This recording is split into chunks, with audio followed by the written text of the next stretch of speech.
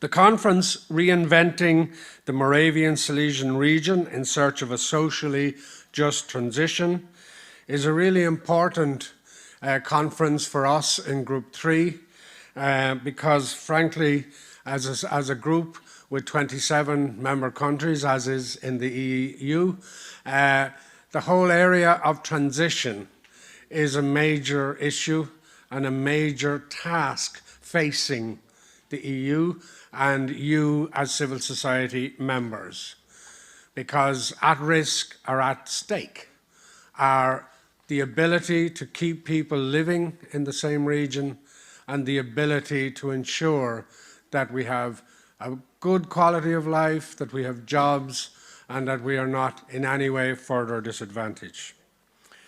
I'd like to thank my Czech colleagues, and I better say now, before I get myself into any more trouble, I will attempt pronunciations, and as those of you on the committee will know, I do struggle, so I will apologize in advance. So please forgive me if your name comes out rather strange.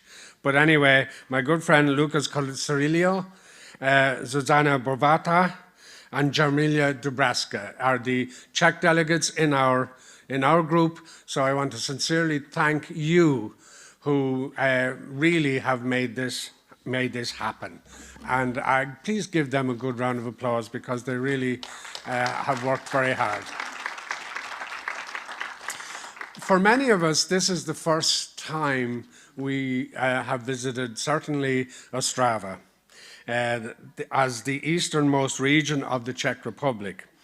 And I kind of am interested in history, and I know that Ostrava was established in the 13th century and benefited from the Amber Road trade route between the Baltic and Adriatic seas. But it is the coal mines and steel production in the 19th century and even into the last century that you have become most famous for and most industrious. The region is powered the industrial engine of the Austrian Empire, and the city became known as Black Ostrava. Crucially, it was synonymous with prosperity, employment, and multi-ethnicity, with Czechs, Slovaks, Poles, Germans, Jews working alongside each other. It could have been the capital of the EU, in fact, if you kept all of those peoples together. One thing that is well known about mining communities is that they have very strong identities. They are close-knit, self-reliant, and proud. They work very hard, so transforming the steel heart of the Czech Republic in a low-carbon economy is first and foremost reinventing local identities. It is about people, respect, and partnership, building on strong historical connections of local communities with the land and with the area, and as I said, with the people. It is about empowering directly and involving people in the planning of the region. And as you know, this region, like many regions in Europe, is undergoing great change, and it is really important that planning at local level is adhered to and people are involved. The European Green Deal and Fit 55 package are visionary strategic objectives, dotted with substantial EU financial resources, and these resources are already supporting transformation of regions such as Moravia-Silesia with climate change on our doorstep.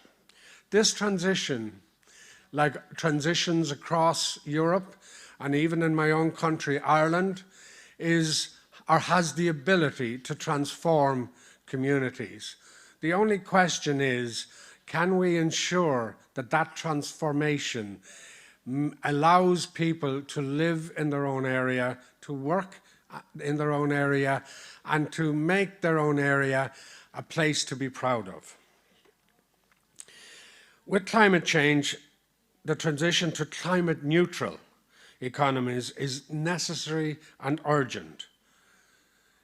And since, and I will say this now, that horrible, illegal war that is now going on, we have realized in Europe that not alone climate change, but managing energy and ensuring that we have energy to power Europe without dependency has suddenly become even a more major issue. And let's be clear, climate change is on our doorstep. It is threatening, and it does pose the greatest challenge, not in the whole of the century, but in this early part of the century, to every country in the world, but of course in Europe as well. We are privileged, therefore, to be holding today's conference in Dolny Oblast, Vilcvici. Have I got that right? Probably not. A site which has successfully managed this impressive transformation. The venue brings physically together the past and the present, which you will see later on, converting Ostrava's industrial heritage into educational, cultural, and business opportunities, breathing new life to the abandoned factories and to the city centre. In effect, we are, and you in Ostrava, are stimulating the next generation by popularizing science and technology. Hopefully, the region will also avoid the brain drain. One of the things we most fear, especially in what would be seen in some sense rural or regional areas. We need skilled workforces. We need people who can transform what seems to be a liability into an asset. In other words, no longer coal mines, but the area still has assets to boast about. And I know from my meetings yesterday with the governor and other members, this is the determination of the local authorities and the governance in this region, and we must applaud it. We need to think of this big strategic vision that the EU put forward and convert it to local level, because nothing will be achieved without getting on board local communities.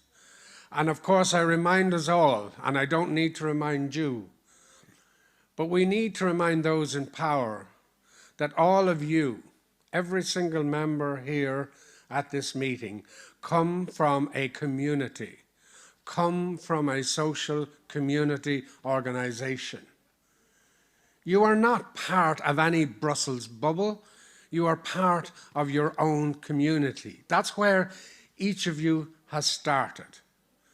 And sometime at 4 o'clock in the morning when you're coming to a meeting in Brussels, or even 2 o'clock in the morning for some, you must ask that question, what am I doing here? Or why did I come to this place? Or why am I up at that hour of the morning when all of the world is sleeping?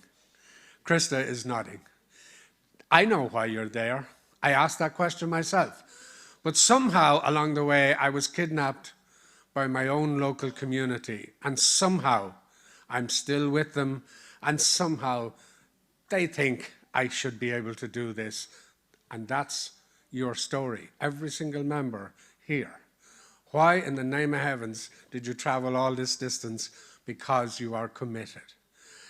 But the importance of why I'm saying this is that if we don't turn up in these places as members, then we shouldn't be here. We shouldn't be members, because members, the only local voice, in my opinion, in the Brussels bubble, if you want to call it that, is the voices of the EESC, and obviously I would say Group 3 as a priority. Sorry, Krista. I'm sure you'll correct me on that. But let's be clear. The local voice, and this is what we learned yesterday in our delegation with local governors and etc., is that the local voice matters.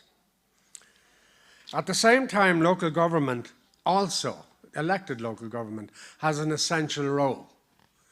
And I think that's the most important thing that we should never forget. There is a synergy between local government and local civil society organisations. Properly managed, properly organised, that synergy should be a driving force in this kind of transformation. We can target specific things like employment, like education, like skills training, like how we manage our agriculture, our energy. We can target those in a unified way, which is why I keep saying in Brussels we share the same building as the Committee of the Regions. They are the committee who represent the local government. There is a major opportunity for both of those committees to lead, and for you, because I met many of you last night and even here yesterday, you're a mixture of both local government and civil society organisations. In doing that, we will make sure that nobody is left behind, that we will create jobs, that we will create a social system that takes care of the vulnerable in our society, takes care of those who are struggling, takes care of people who are older, younger, and who really need special care. We can never, ever have a situation where our society cannot take care of them. So, ladies and gentlemen, and members, can I draw my comments to a close conclusion by this, recalling the ancient philosopher, as I sometimes do. He was Greek, so to my Greek friends, you are very happy. Yes, I see a few hands. Heraclitus, did you know him? I hope you did. Well, Heraclitus said, "Nothing endures but change." And that is really true. Those of us who ever think we are standing still are either very disciplined or dead. I don't know which, but we're certainly not changing, and we are fixed.